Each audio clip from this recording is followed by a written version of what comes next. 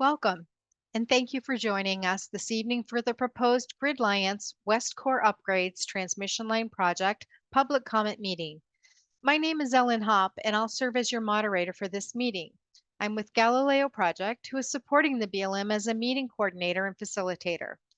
Please note the meeting attendees are muted and video feeds are turned off. This meeting will be recorded and transcribed. If you do not wish to participate in a recorded meeting, this would be the time to leave the meeting. Please take a moment to familiarize yourself with controls at the bottom of the screen. If you're having audio difficulties during the meeting, you can use your phone for audio and your computer to view the screen. If you do this, remember to turn off or mute your computer audio to avoid electronic feedback. If you're having trouble with your internet connection, please consider dialing in by phone. Dial-in information is located in your registration confirmation email.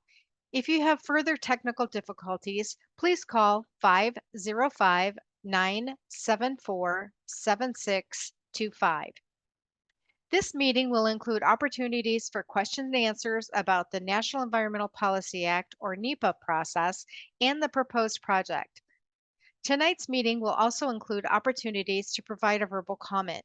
We will provide additional information on both of these opportunities later in the presentation.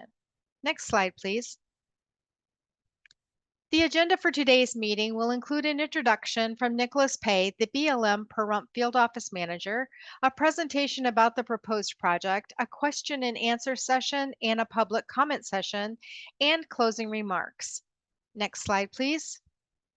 The presenters for today's meeting include Nicholas Pay, the BLM Pahrump Field Office Manager, and myself, Ellen Hopp, with Galileo Project, serving as the meeting facilitator.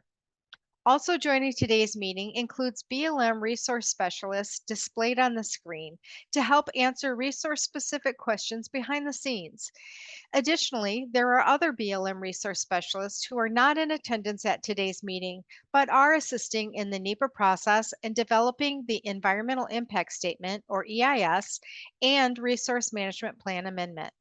Now, Nicholas Pay, the BLM Pahrump Field Office Manager, will provide an introduction. Yeah, thank you, Ellen. Good evening, everyone, and welcome to the public comment meeting for the proposed GridLiance West Core Upgrades Transmission Line Project. My name is Nicholas Pay, and I am the field manager for the BLM's Pahrump Field Office. I want to thank each of you for joining us this evening to hear more about this proposed project and to ask questions and to provide your comments. The BLM initiated the environmental review process required by the National Environmental Policy Act with a public scoping period that occurred last August and September. There is a scoping report on this project's BLM National NEPA Register website that captures all of the comments we received. This virtual comment meeting is an opportunity for you to ask questions and provide comments related to issues, potential environmental effects, and alternatives analyzed in the draft EIS. This meeting is part of the NEPA process, and although the draft EIS identifies a preferred alternative, this does not mean that any decisions on the project have been made. The primary purpose of the comment period is to see if there are any environmental impacts that the BLM has not considered in the draft analysis and any other alternatives that should be considered. The public participation period provides information and input to those agencies who will be using this analysis to make informed decisions. Thank you again for joining us this evening, and I look forward to hearing from all of you later. I'd like to now pass this presentation back to Ellen. Thank you, Nicholas. The applicant for this project is GridLiance West, LLC, who proposes to amend portions of the existing BLM right-of-way grants to construct, operate, maintain, and decommission approximately 155 miles of transmission system upgrades across lands administered by the BLM, Bureau of Indian Affairs, Department of Defense, State of Nevada, and Clark County, as well as private lands. The project is located in both Clark and Nye counties, Nevada. The existing transmission route is located west of the Spring Mountains and crosses the Ivanpah and Pahrump valleys, and currently consists of a single circuit 230 kilovolt transmission line system and 7 substations.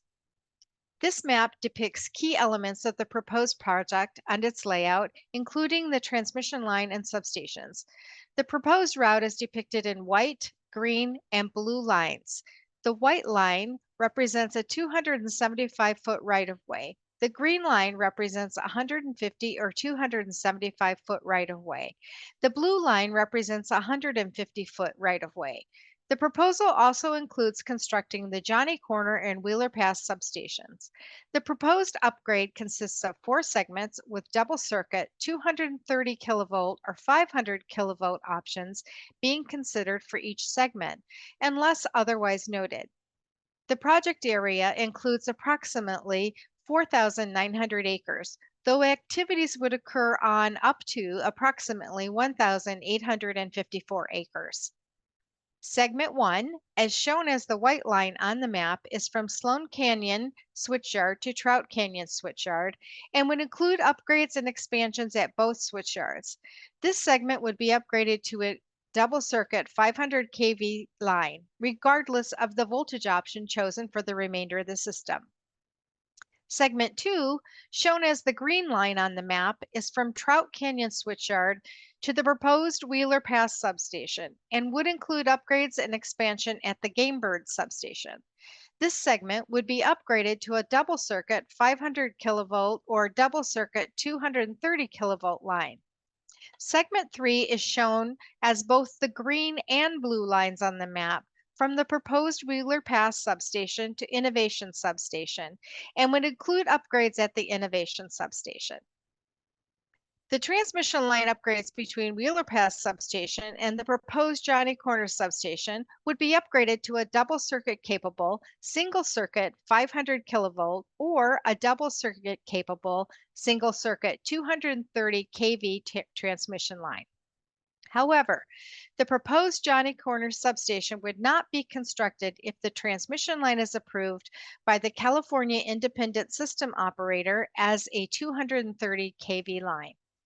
The portion from Johnny Corner substation to Innovation substation would be upgraded to a double circuit 230 kV transmission line, regardless of the voltage option chosen for the remainder of the system. Segment 4, shown as the blue line on the map, is from Innovation Substation to Northwest Substation and would include upgrades as the Desert View Substation. This segment would be upgraded to a double circuit 230 kV transmission line, regardless of the voltage option chosen for the remainder of the system. Next slide, please.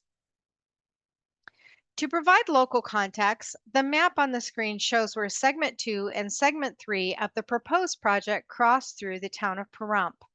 From the Trout Canyon Switchyard, the proposed transmission line follows the existing GridLiance 230 kilovolt transmission line route, shown as the teal line on the map, along State Highway 160 before connecting with the Gamebird substation. From the Gamebird substation, the route deviates from the existing transmission line to a new route, partially within an existing utility corridor on BLM lands along the eastern boundary of Pahrump before connecting with the proposed Wheeler Pass substation. From this juncture, the transmission line extends north on BLM land before veering west across private lands to reach the proposed Johnny Corner substation. There are 2 alternatives being considered for the proposed Wheeler Pass substation, shown as the purple triangle in the map, for construction either on private or public lands. Next slide, please. The final voltage configuration of the transmission line requested by GridLiance West would be determined based on California Independent System Operator-led studies and will be finalized before the BLM's record of decision. For segments where both the 230 kV and 500 kV options are being considered, GridLiance West is currently preparing design efforts for both options. The 500 kV components would generally require a 275-foot right-of-way, whereas the 230 kV components would generally require a 150-foot right-of-way. GridLiance West anticipates up to a 2-year construction timeframe. The California Independent Systems Operator's goal is for operations to begin by the end of 2025. Next slide, please. The purpose and need for this action is to respond to the right-of-way application submitted by GridLiance West to amend portions of the existing BLM right-of-way grants to construct, operate, maintain, and decommission approximately 155 miles of alternating current overhead transmission lines. Additionally, the BLM's purpose and need for the Resource Management Plan amendment is to bring the project into compliance and consistency with the 1988 Las Vegas Field Office Resource Management Plan as it pertains to elements of the project for which there is no other option to attain compliance. The Federal Land Policy and Management Act and regulations at 43 CFR Part 2800 direct the BLM to consider right-of-way applications for the generation, transmission, and distribution of electric energy. As required by NEPA, the BLM has prepared the draft EIS to analyze and disclose the effects of this proposed action on the natural and human environment, and to consider reasonable alternatives and mitigation measures. The public comment period, which we are in now, is an opportunity to further refine the analysis, alternatives development, and mitigation measures considered in the final EIS. The final EIS will inform the BLM's decision on whether to approve with modifications, or deny GridLiance West application to build the project. This decision will be documented at the end of the analysis process in a record of decision. Next slide, please. The BLM is also required to evaluate the proposed action for compliance and consistency with the 1988 Las Vegas Field Office Resource Management Plan, or RMP. If a proposed action cannot be modified to be compliant, an amendment to the RMP can provide that conformance. This analysis includes amending the Las Vegas Resource Management Plan to modify the visual resource management classes in areas where the new structures would not meet the existing classes in the Resource Management Plan. This slide shows the existing condition in the lower photo and the simulated condition in the upper photo. The proposed amendment would modify the visual resource management from Class 2 to Class 4, where the project's 500 kilovolt option is determined to not be in conformance with the existing Class 2. The proposed amendment would also modify the visual resource management from Class 3 to Class 4 within the project right-of-way and substation footprints, where the project is determined to not be in conformance with Class 3. The areas for amendment would be dependent on the voltage option selected for the project, since the right-of-way width varies for the 230 kilovolt and 500 kilovolt options. The impacts of this resource management plan amendment are analyzed in the draft EIS, which includes maps and figures of where the RMP would need amendment. Next slide, please. In preparing the draft EIS and RMP amendment, the BLM developed a range of alternatives to resolve resource conflicts by considering issues raised through the public scoping, issues raised through consultation and coordination with participating and cooperating agencies and tribes, and applicable planning criteria. This resulted in 5 alternatives in addition to the proposed action and no action alternative.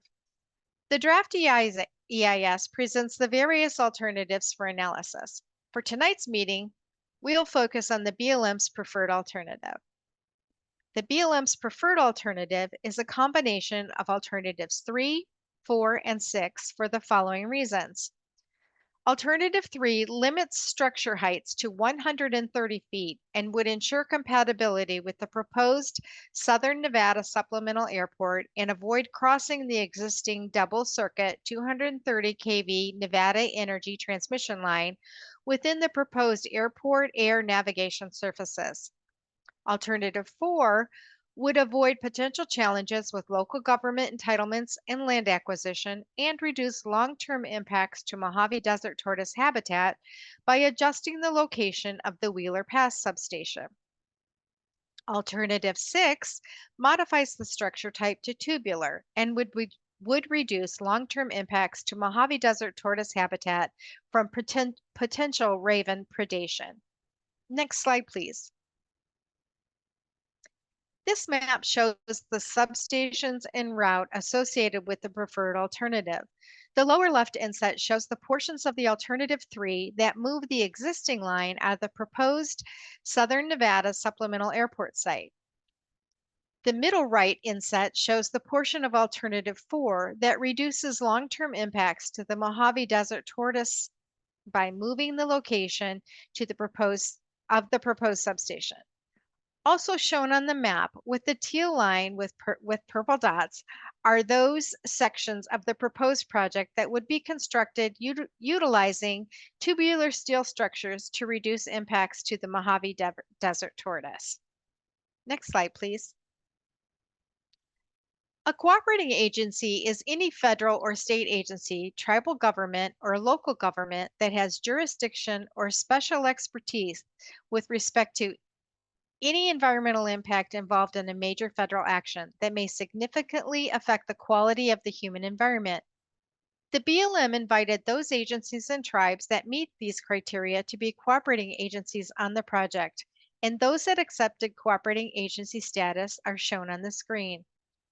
As the lead federal agency, the BLM has prepared this draft EIS and draft RMP amendment with input from cooperating agencies to address direct, indirect, and cumulative impacts of the project. Next slide, please. As Nicholas noted at the beginning of the meeting, a public scoping meeting was initiated with publication of a notice of intent in the Federal Register on August 9th, 2023, initiating a 51-day public comment period that closed September 28th, 2023. Virtual public scoping meetings were held on August 29th and August 30th in 2023. The 292 comments received addressed a wide range of topics, with the 4 most referenced topics shown on the screen. All comments were identified and evaluated in the scoping report that's available on the project's National NEPA Register webpage for download or review. A link is included in this Zoom chat. Next slide, please. Through scoping, 40 potential issues were identified for analysis. 4 issues were not analyzed in detail, and 5 issues were analyzed in brief.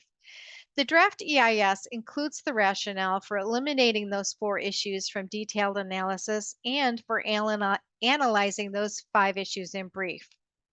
The analysis evaluates 31 issues in detail, with the key issues including the impacts to the Mojave Desert tortoise habitat, impacts to local communities, impacts to the proposed Southern Nevada supplemental airport, and cumulative impacts. In addition to these key issues, the BLM also evaluated potential effects to air resources, cultural resources, fuels and fire management, different land uses, Native American concerns, paleontological resources, socioeconomics and environmental justice, soil resources, special designation, vegetation resources, visual resources, water resources, wild horses and burros, and other wildlife. These issues were evaluated in Chapter 3 of the draft EIS. Next slide, please. After receiving and responding to public comments, the BLM will continue to revise the analysis in preparation for an FEIS and proposed RMP amendment anticipated in January 2025.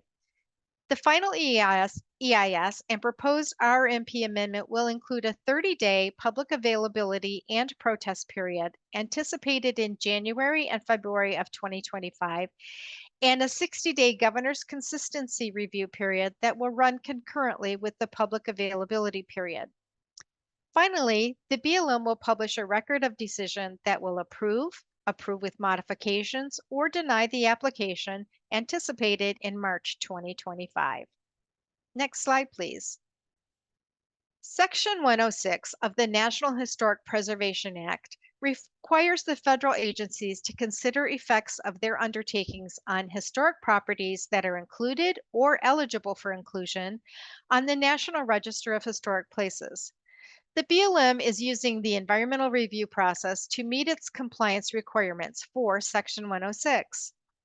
The BLM has identified and evaluated historic properties within the area of potential effects and analyzed both effects to historic properties and impacts to cultural resources from the proposed project. The BLM is seeking your input to help identify any additional historic properties that may be affected by the proposed project and in identifying any additional impacts and effects to cultural resources. You may provide written comments regarding cultural resources and historic properties as part of this NEPA public comment process. Now I'm going to turn this back to Nicholas Pay.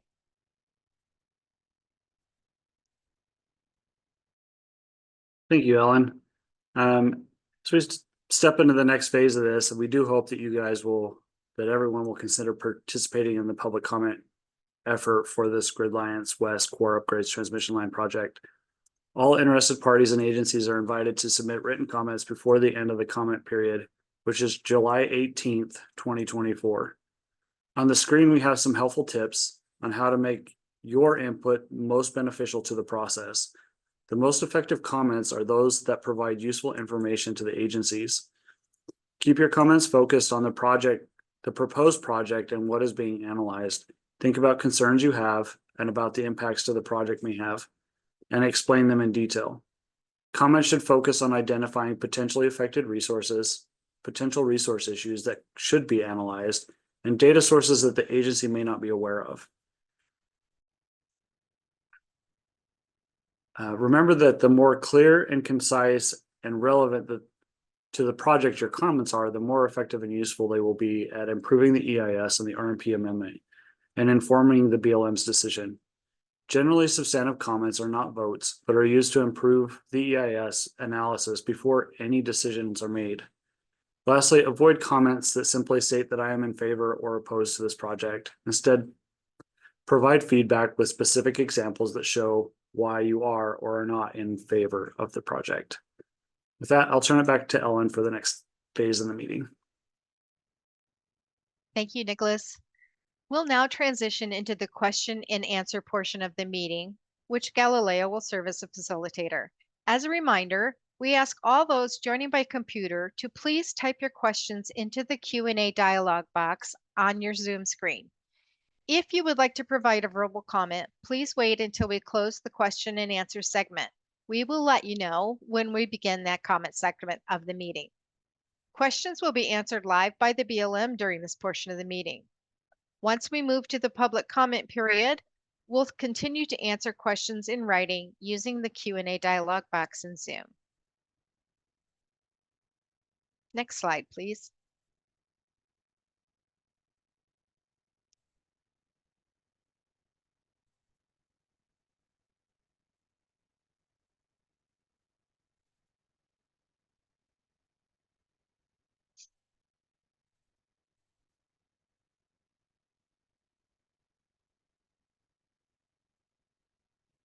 Okay, our first question is, will the environmental impact statement address cumulative impacts from other projects such as solar energy? Nicholas?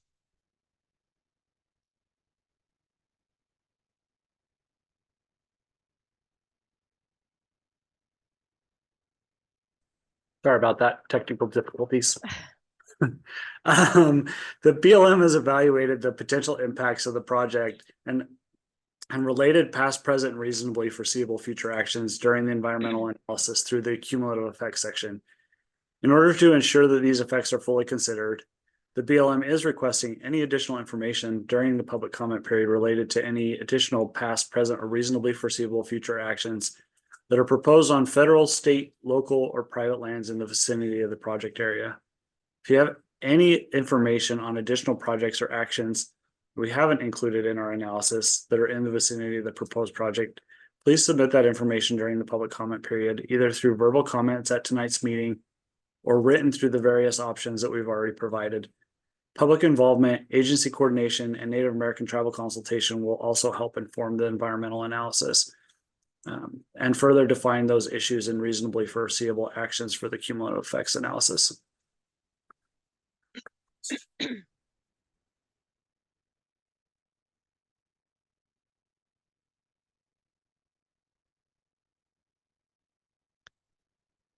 All right, our next question, Nicholas, is what measures will be taken to protect the desert tortoise?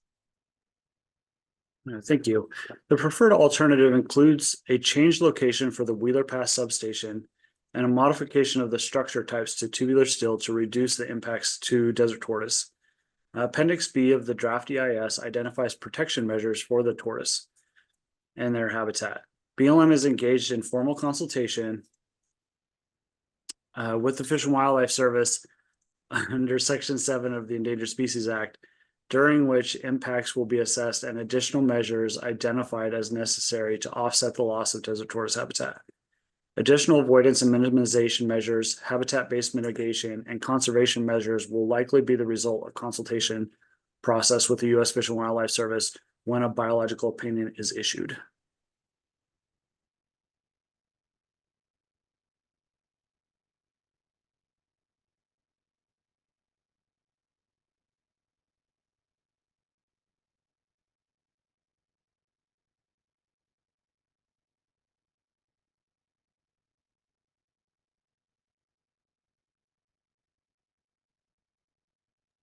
We have a question, Nicholas. Are you the project manager?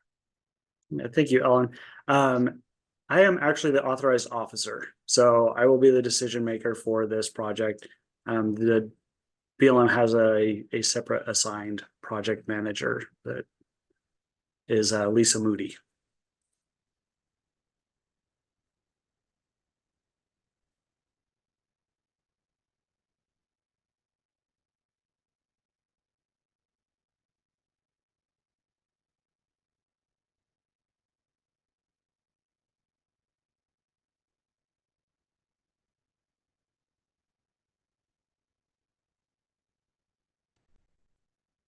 All right, we have a question about the ravens. How will raven nesting be mitigated on proposed and existing structures? Yeah, the BLM is requiring anti-perching devices to be installed on all new electrical poles and substations for this project. In addition, the proponent would be required to follow the guidelines and rules laid out in the Southern Nevada District's Raven Management Plan that includes many mitigation measures, including monitoring the project area for ravens and raven nests, removal of trash or supplementary food sources, and potentially removing any raven nests that occur on the project components.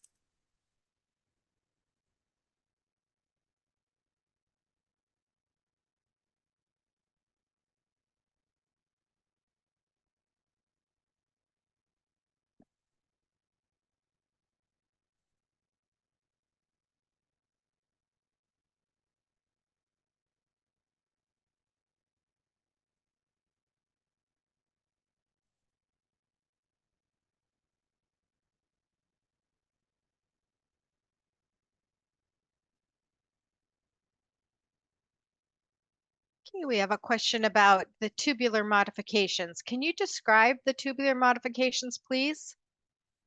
Absolutely. Alternative 6 is a structure type modification that would use tubular structures. An example, a tubular H-frame, three-pole dead end, or monopole structures instead of lattice structures in certain locations to minimize impacts on desert tortoise due to raven predation. Um,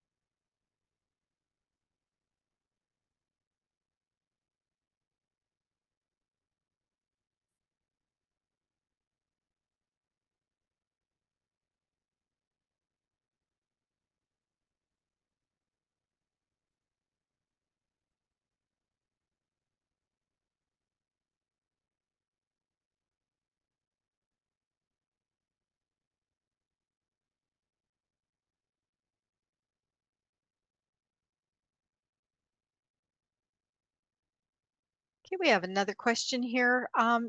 The question is, isn't the push for everyone to drive electric vehicles going to put a much larger strain on already overloaded power grids? Yeah, thank you for that question, Ellen. Although we don't have specific information about electricity that may be needed from the increase of use of electric vehicles, the applicant's objectives in meeting the electrical needs of end users. Please include any information that you may have on electric vehicle energy demands in your comments.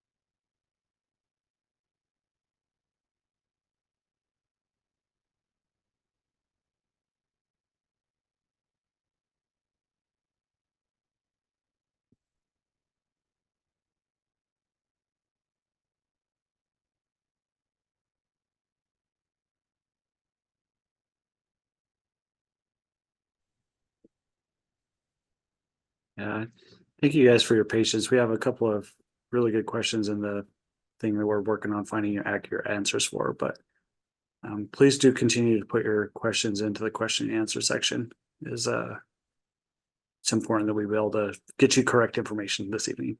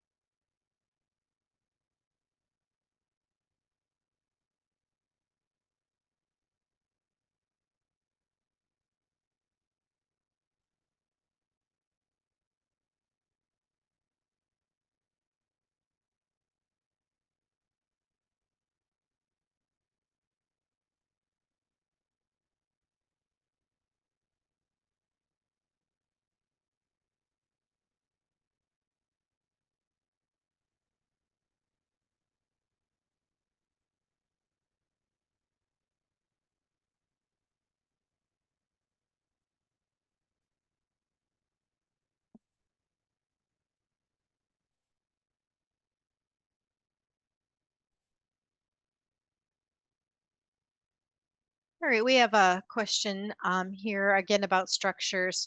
Where might those places be that would use the tubular structures? Where tortoise are found or critical habitat? Yeah, thank you, Ellen. Under alternative six, tubular structures are being considered in areas of critical environmental concern and desert tortoise critical habitat, and areas of general desert tortoise habitat where there are not existing lattice steel towers adjacent to the proposed transmission line route.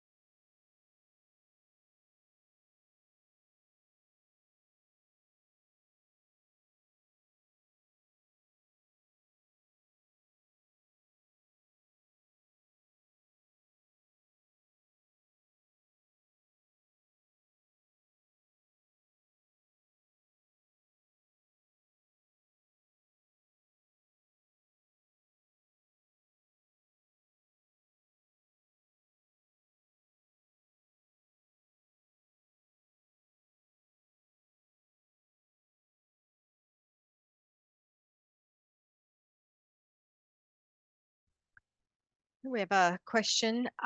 Will the project proponent be required to control the occurrence of non-native invasive plants in the project right of way during construction, O&M, and decommissioning? Thank you, Ellen. The invasive plant species and noxious weed management plan has been prepared for this project as Appendix E to the plan of development that is available for review on the BLM's National NEPA Register.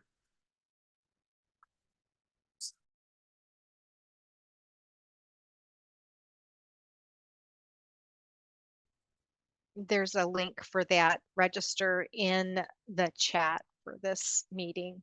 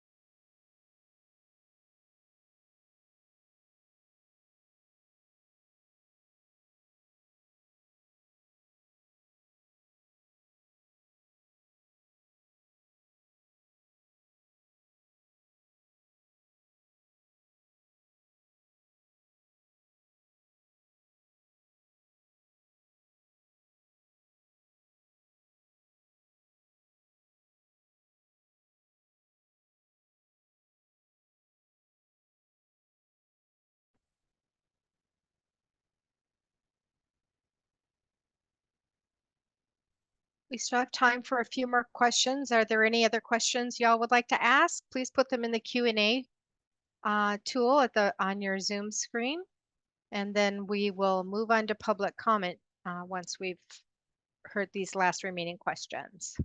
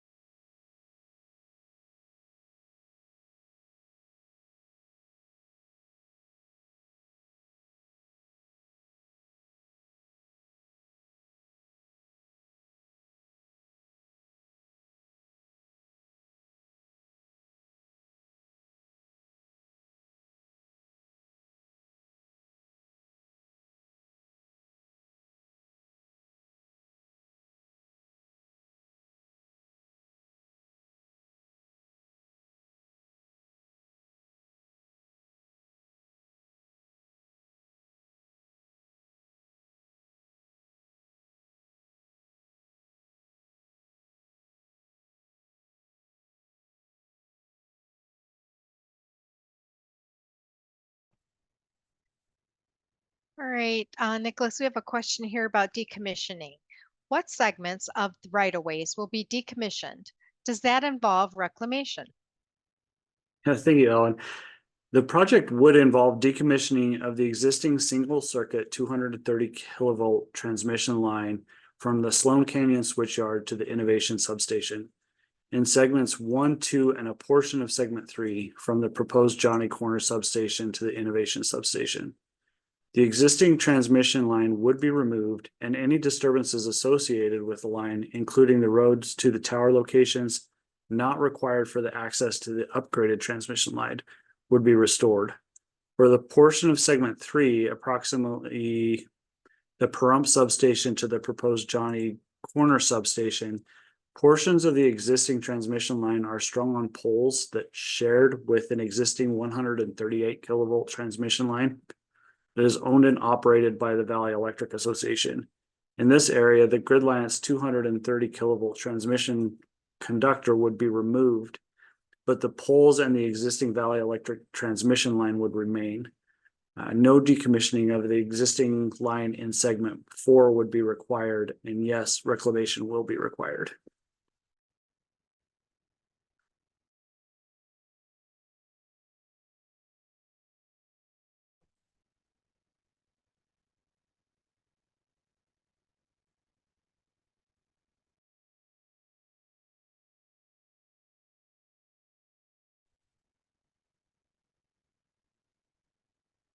Thank you, everyone, for your thoughtful questions and to the BLM team for their responses.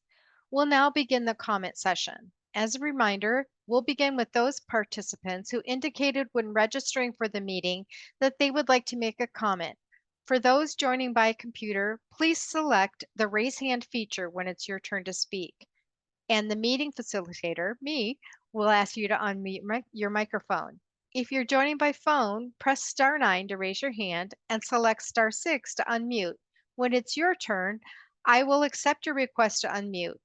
Once all of those participants have provided comments, we'll move on to those who did not register in advance. We will ask you to raise your hand at that time and we'll call on individuals to provide a comment in the order we see them. You will see your name on the slide when we have seen your request to make a comment.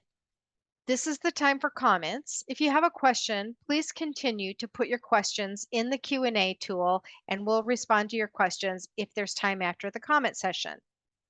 When providing your comment, first provide your full first and last name. Each speaker will be given 2 minutes to make their comment. A timer will be displayed on the screen. Your input will be included in the project record. Next slide, please.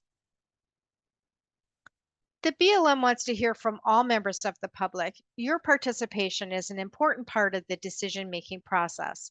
Out of respect for everyone's participation, we ask you to stay within your allotted time to allow everyone the opportunity to speak. Please be respectful of others and refrain from profanity. If these guidelines are not followed, we will mute your microphone and move on to the next person. The first commenter today is Rebecca White. Rebecca, please select the raise hand feature and follow the prompt on your screen to unmute your microphone. Please remember to state your full name for the record before beginning your comment. The 2-minute timer will begin after stating your name.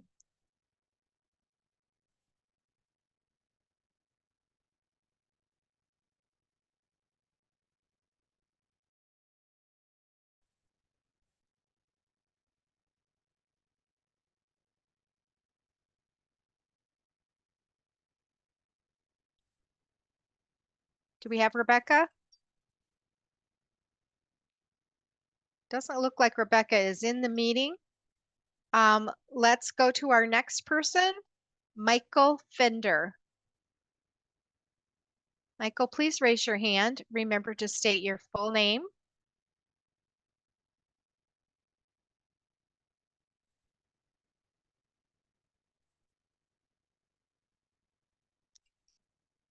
I'm also not seeing a Michael Fender with his hand raised.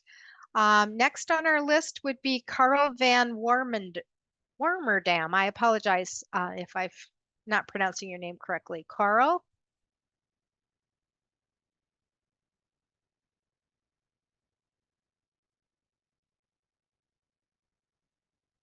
Also, no Carl.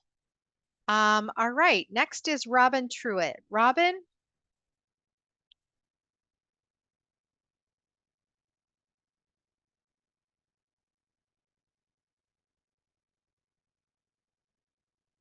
Robin, please remember to say your first and last name.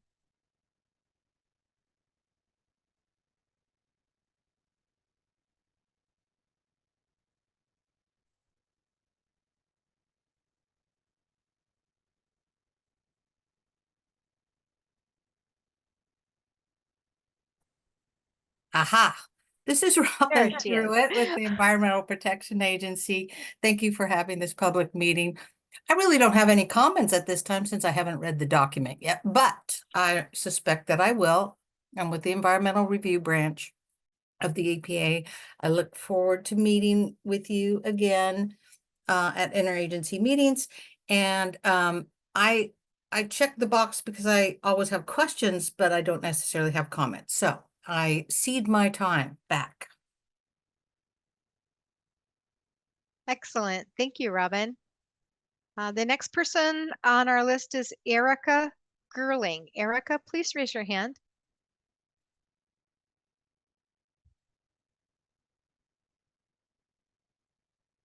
Can you hear me? Yes, ma'am.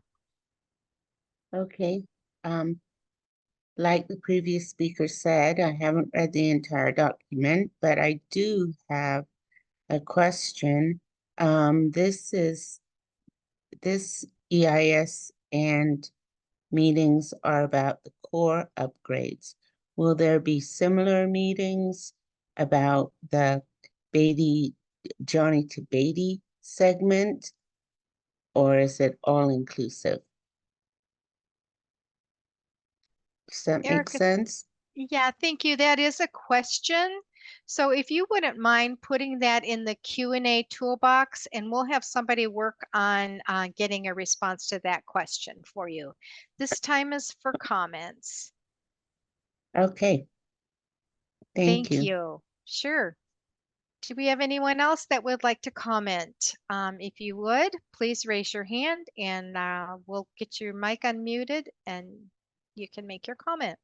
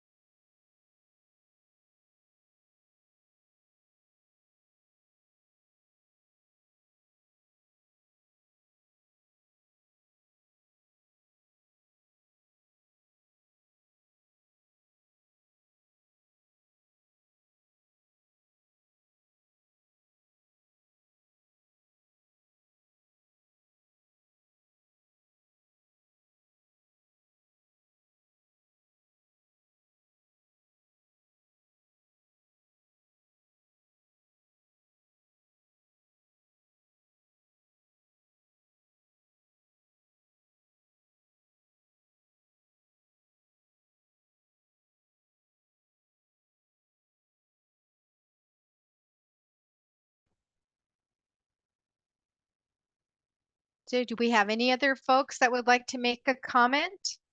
We've got plenty of time. So if you have something you'd like to chat about with the BLM, now is the time.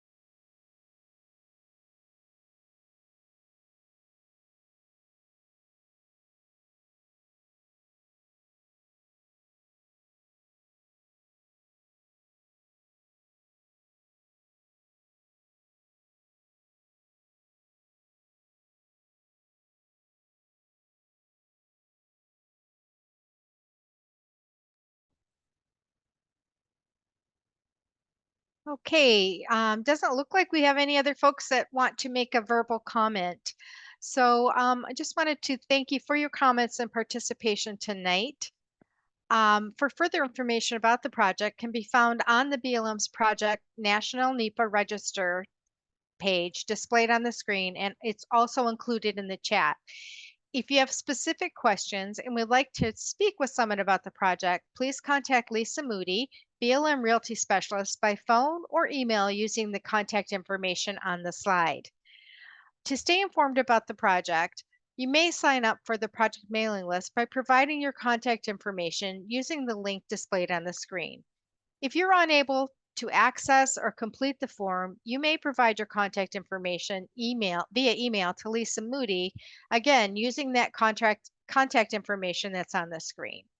Next slide, please. Thank you to all who provided comments during today's meeting. If you still wish to provide a comment and your name was not called, we encourage everyone interested to submit written comments. You may submit written comments after this meeting in the ways described in the slide. We will also provide this information in the chat. If you or someone you know may be interested, there will be an in-person public comment meeting this Thursday, May 9th, from 6 p.m. to 8 p.m. at the Pahrump Nugget Casino, 681 Nevada 160 in Pahrump, Nevada. That meeting will follow the same format and presentation as today's virtual meeting. I'm going to pass this back over to Nicholas Pay for some closing remarks. Nicholas? Yeah, thank you, Alan. Before I make my closing remarks, I did want to lean in on Erica's question. Yes, this current project that we're looking at right now is just for the core upgrades. The Johnny Corner to Beatty project is being considered under a separate application and will be subject to a separate NEPA process. That project will be included in the cumulative effects analysis for this EIS, but as far as the site specific stuff, that'll be in a future NEPA process with future meetings just like this one. So hopefully that answers your question. But in the meantime, also thank you for all your comments. Do appreciate the participation that we did have. And these questions and comments give us the information that we need to consider as we move forward to make good informed decisions. We look forward to working closely with all of you as we move forward. And please feel free to share the information that was presented in today's meeting. This meeting was recorded, so you can go back and watch the recording and provide additional comments. The comment period will end on July 18th, 2024, and the final environmental impact statement will include a response to comments we received. Thank you again for all of your input, and we look forward to receiving additional comments and input. Thank you, Nicholas. This concludes the public comment meeting for the GridLiance West Core Upgrades Transmission Project. We will remain online until 8 p.m. If you still have questions, please continue to use the Q&A function. If you did not have an opportunity to make a comment and wish to do so, please go ahead and raise your hand and we'll call on you and you can make that verbal comment. Thank you.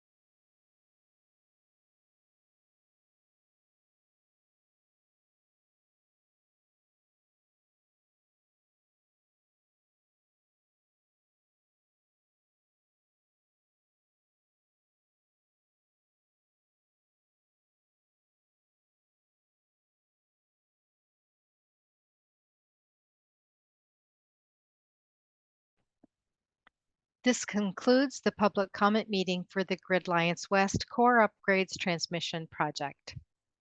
Thank you.